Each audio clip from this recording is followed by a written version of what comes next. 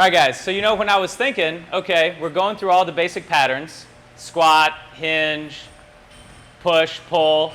When I'm thinking about the pull, it's a little bit tricky because obviously we have one-arm rows, we have barbell rows, we have inverted body weight rows. I'm sure you guys do like a lot of that stuff on like the rings and whatnot. And then obviously we have pull-ups. So I thought in the interest of time and getting in some funky stuff that you may not have seen before, I think the pull-up would be like the good kind of singular exercise that we kind of break down that would check a lot of the pull boxes, right? So even though it's a vertical, and obviously we know we need to work on a horizontal pull, I think you're still going to get a lot out of this. So all else being equal, you've done your core work, you've done your hinge work, you've done your squat work, we should have a pretty strong back, right? So the thing with the pull is we want to make sure that we're, more than anything, getting in good scapular control, right? So the shoulder, just like the hips, very, very mobile joint, which comes with pros and cons. So what I want to start with the pull is just some very simple kind of pre-gression work to the pull-up. So you guys work hollow body hangs? Stellar. Stellar, stellar. So you just get somebody comfortable up on a bar. I don't necessarily want to see super duper strict hollow body on day one, but if you can just get somebody hanging out, just comfortable hanging from a bar, this goes so far into shoulder mobility and strength. Obviously your grip here too. So do you guys introduce like bar hangs in? Not in foundation. Well, like we'll do like a tiny warm up of seeing if they are capable of hanging. We'll do like hanging shrugs. Yeah. Yep. They're usually learning the snatch, so want to get their lats and something like that. Yeah, stellar, stellar. The more people can hang and brachiate, I think the better. Hanging has really been shown to clear up a lot of shoulder issues. A lot of shoulder issues. And again, it's one of these things where you can get super in depth with it, but just doing it is the name of the game, just like carries. You don't really need to cue too much in the carries, you just need to do it. So, a few things that I want to make sure that I went over. I'm glad you brought up the shrugs. So the first thing that, the first skill up on the bar would be scapular depressions. Do you guys do these? Yeah. Cool. So we may not necessarily really need to practice these too much, but once somebody's got some good scap pull-ups, I like to break these up side to side. So taking a little bit wider grip, loose, pull left, loose, pull right. Loose, pull left, loose, pull right. That's how you feel your lats. So, let's try it.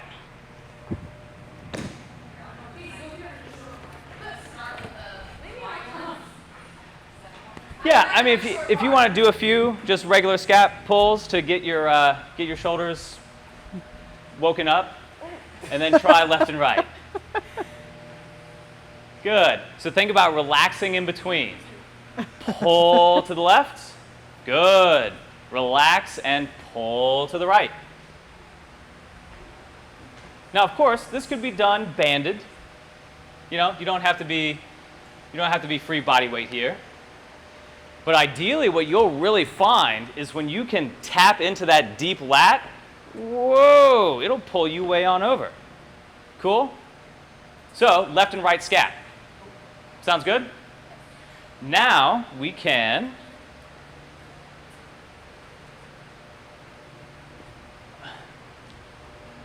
build it into a circle.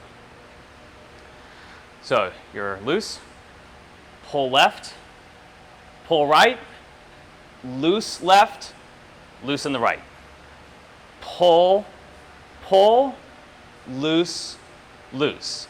Then you can go around in a side-to-side circle. Give it a shot. Pull, pull, loose, loose.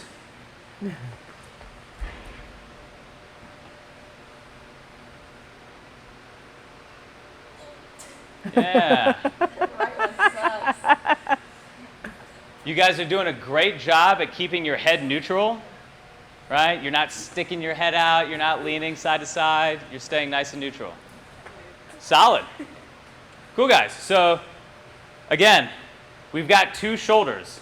They should be able to move independently, interdependently. Right? You guys ever read 7 Habits of Highly Effective People? You guys know the difference between an independent relationship and an interdependent relationship?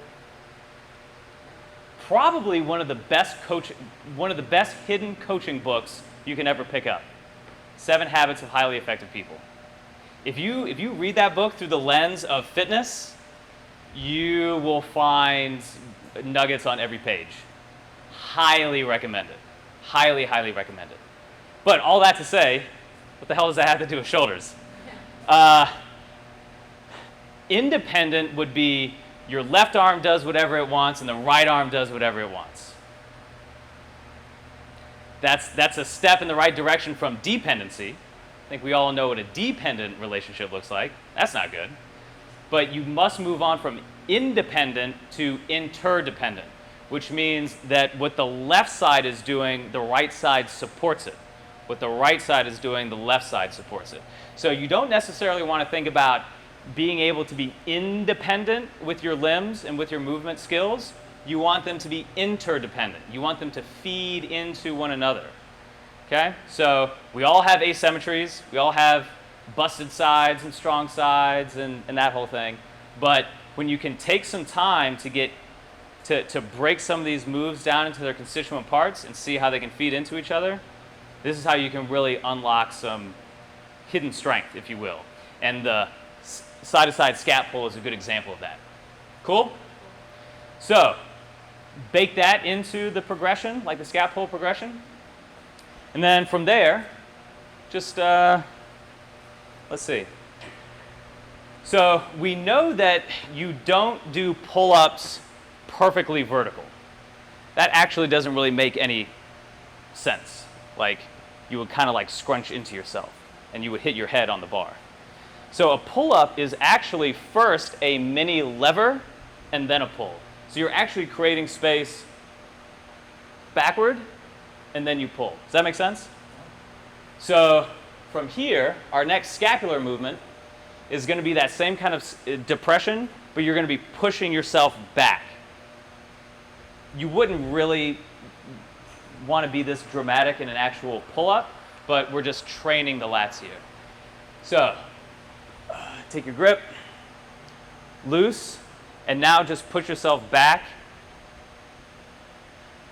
and relax. See how that's like a mini lever? Push.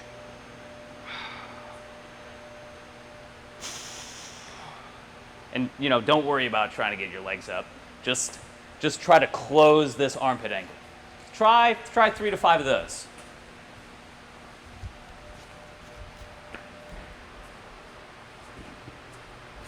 Push yourself back. Try to push and hold. There you go. Push and hold for a couple seconds. Nice. Yeah. Great. Cool, guys. So does that make sense? So that's kind of the next step in the scapular progression. How's everybody's pull-ups? Everybody can do 1 to 3? Strict. It's only one way to do a pull-up.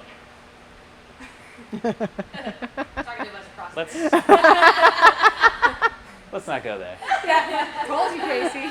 All right, so what we're going to do here is we're just going to add a pull-up into that little lever. Little lever, pull. Little lever, pull. And just for the sake of like feeling out the difference, go loose at the bottom. Pull, up, loose. Lever, up, down, and relax. So do 1 to 3. And you don't even have to do full range of motion. You don't have to go chin over the bar.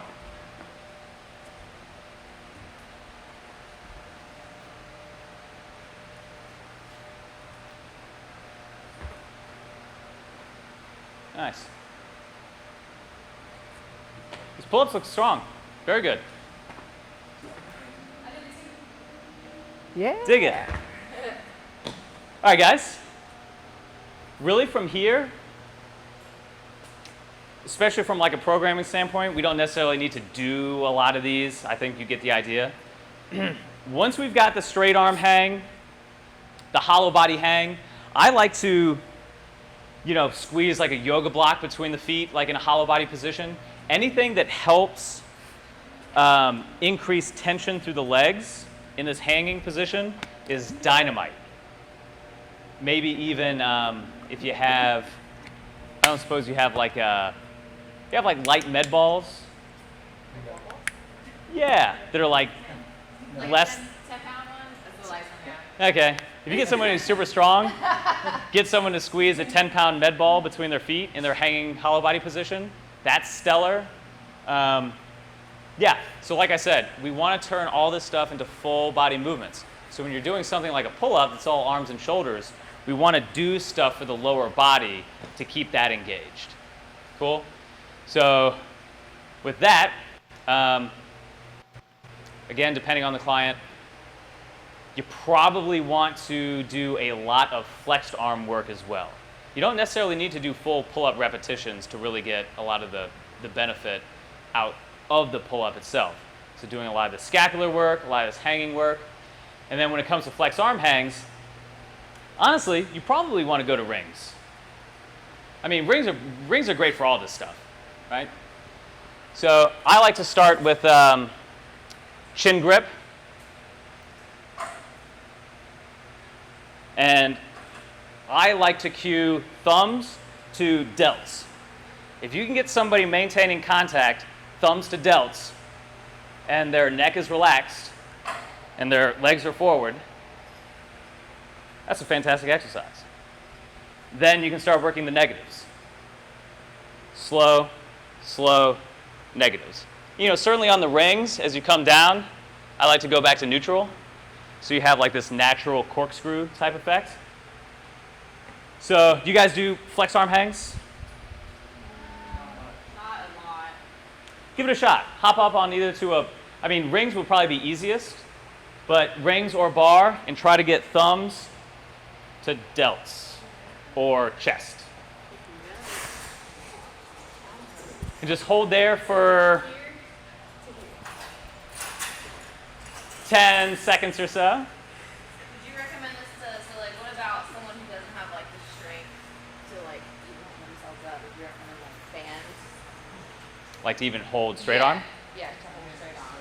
Yeah, so Or would there be another exercise that they could do on those? fantastic question. So I have a lot of skinny girls that can't do a pull-up, Yeah, and that's not their main goal, but I feel like it's super important, pulling strength, so. yeah. Fantastic question. So I'm glad you brought this up. Is it fun? So, Sorry, those are probably the worst ones to grab. sorry. No, you're good. Hanging work, like I said, is just so valuable, but it can be tricky, especially if somebody whose only other experience with pull-ups is in gym class, which wasn't fun for me growing up, I can tell you that. So this should be something that you handle with care, with people. So yeah, you don't need to have them jump up onto a bar. I would say get some rings nice and low, and you can start them. Well, they had them a little bit higher. Just straight arm hangs on the feet, flexed arm hangs on the feet. So bands I think are okay. But the more you can get people just used to controlling their own selves between the ground and whatever they're hanging on, the better. So just flexed arm hangs here in this seated position, stellar. I'm absorbing about 50% of my body weight on my feet, stellar. And then, you can even do your scap work here. Circles, pull, stuff like that. There's also an exercise called the seat row, I believe that's what it's called, that has you going dynamically between a body weight row position and a flexed arm hang position. So this height may not be exactly right, but I'll demonstrate what I mean. We all set up for our body weight rows like this, right? Inverse tabletop. So this is a great exercise. You're going to pull yourself into a flexed arm hang as you sit your butt down. Tabletop, flexed arm hang. Tabletop, flexed arm hang. Let's try that. Are the rings they need to be at like a certain point, or they need to be? They should probably be a little bit lower. Yeah. If you keep those all the way to the right, maybe we can get both of these going.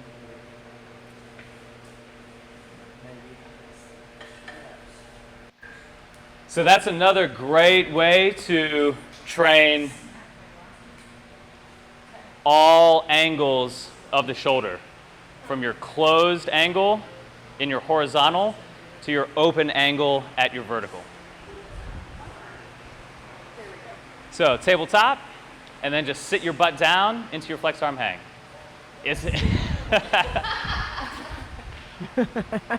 There you go. Yep. So now, come up. Really set your butt back. There you go, because you want to be vertical. Yeah, I get how this could turn on the muscle up formula in your body there. Yeah, I don't think you aren't turning the rings, are you? Good. So sit your butt way down and way back. Yeah, you can There just you keep go. it like, yeah, neutral. Now you can do it like Mark here, with arms out. You can do it neutral. You can do it flexed in like Yeah, that. so either. Okay. Yeah, whichever. Fantastic. Okay. Cool, guys. So is that a handy move? Yeah. Now, the tough guy version of that, if you've got somebody who, let's say somebody who's got strong pull-ups, maybe somebody who's like working toward a muscle up, and maybe they need a combination of strength, mobility, lat engagement.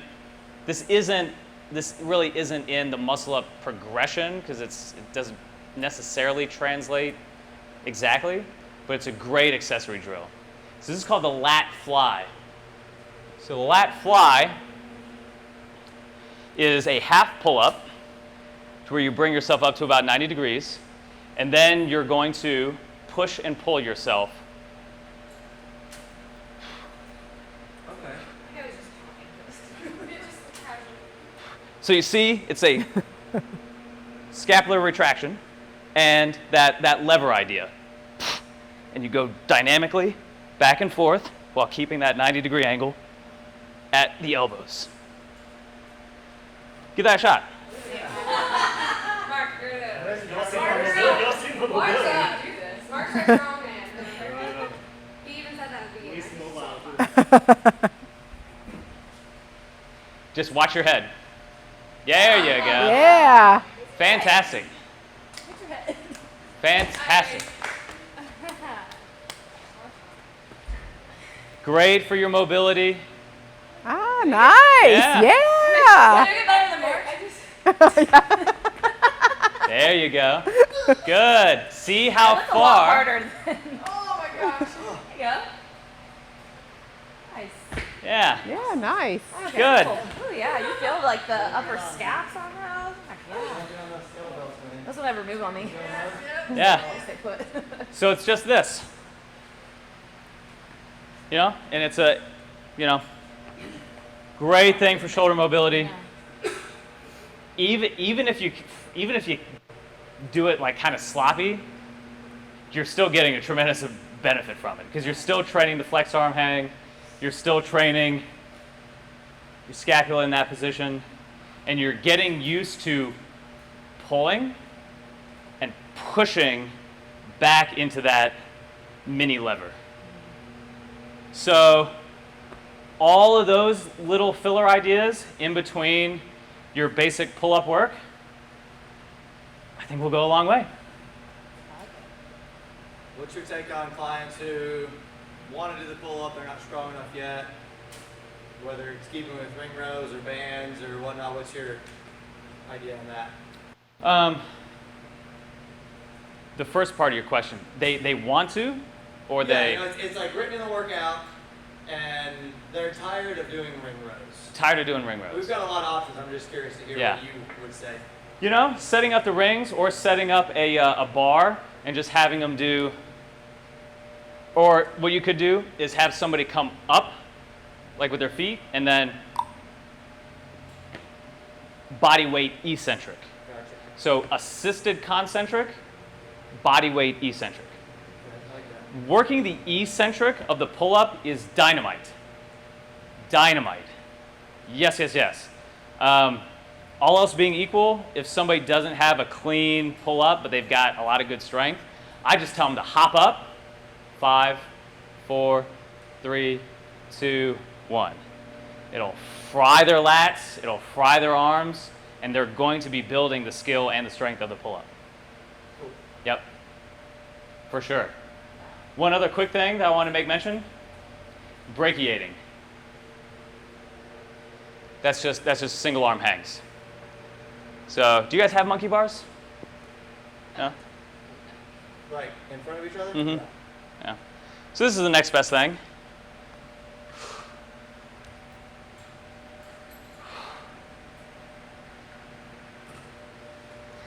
And then if you've got a super stud, scap pull up, one arm at a time.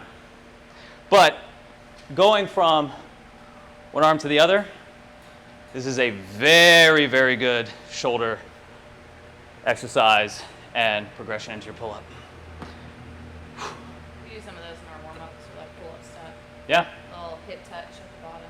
So you could kind of use that as a test and sort of tell someone like, hey, if you don't have the ability to do this yet, you probably don't need to be overly concerned with doing a pull-up right now.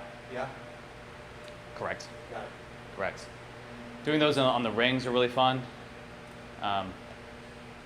Even, I used to work in a gym where we basically had a monkey bar ring setup where you could swing from ring to ring. That is phenomenal. Phenomenal. Yeah. So you could maybe, you could probably, if you gave it a little bit of slack, you could probably swing from, well, maybe not. I wouldn't We have to, we anyway. have to Maybe make not. sure who we have class. Yeah. Yeah.